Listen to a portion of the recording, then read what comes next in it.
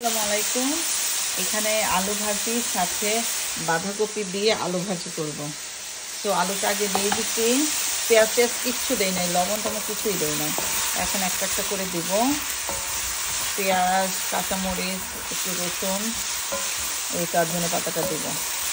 একদম যত কম মশলা দেওয়া যায়। আমিও কয়েকদিন আগে এভাবে খাইছিলাম, এত মজা হয়। বাঁধাকপিটা একটু ওভাবে ভাজতে হবে না, মানে ভাজাটা কম হলে ভালো আর কি, একটু ভালো লাগে।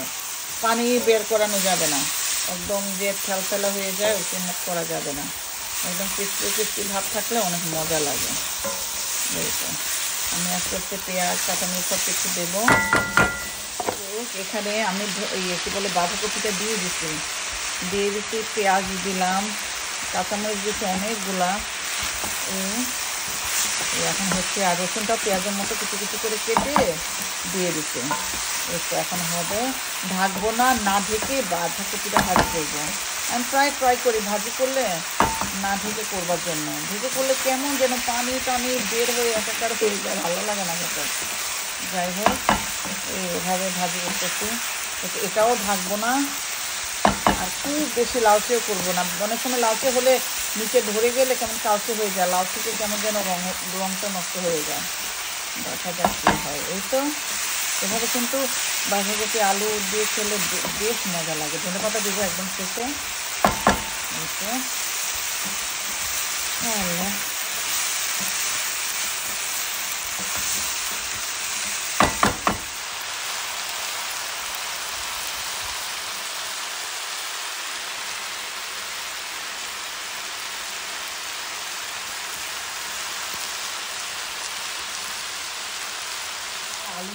আলু বাঁধাকপি ভাজি কিন্তু হয়ে গেছে। আমি আগুনটা কমাই রাখছি, এখন শুধু ধনেপাতাটা দিব। এই তো একটা আলু ভাগে নাই, আর কি বলে বাঁধাকপিও লেটলেটা হয় নাই। এই যে কি সুন্দর, বুঝছেন, কিছুই ভাঙে না। এই ডান, এখনই এটা বন্ধ করে দেবো।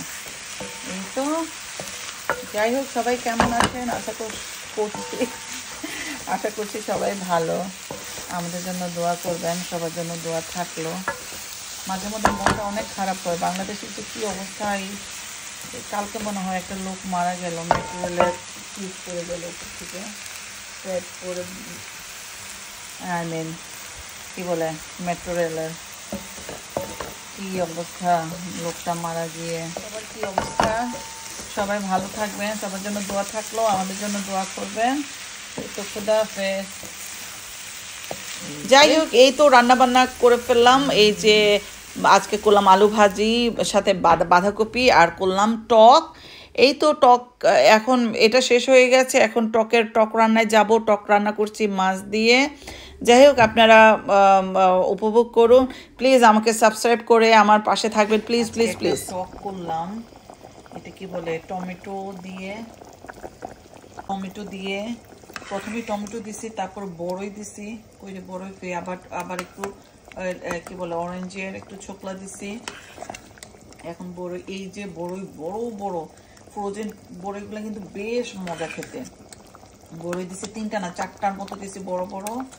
এরপরে এই তো রান্না হওয়ার পরে, রান্নার সময় আমি পেঁয়াজ দিয়ে বসাইছি। ডাল যেভাবে বসে এক্স্যাক্টলি ডালের মতোই, শুধু অবশ্য ডালে বসে শুকনো গুঁড়ামরিচ দিই না, আমি একটু গুঁড়ামরিচ দিই টকে। এরপরে তো বাটার দিলাম। আল্লাহ, কি যে সুস্বাদু হয়েছে আর কি, মানে এত মজা, কি বলে একদম বেহেস্তি খানা। এত মজা হয়েছে, এত মজা।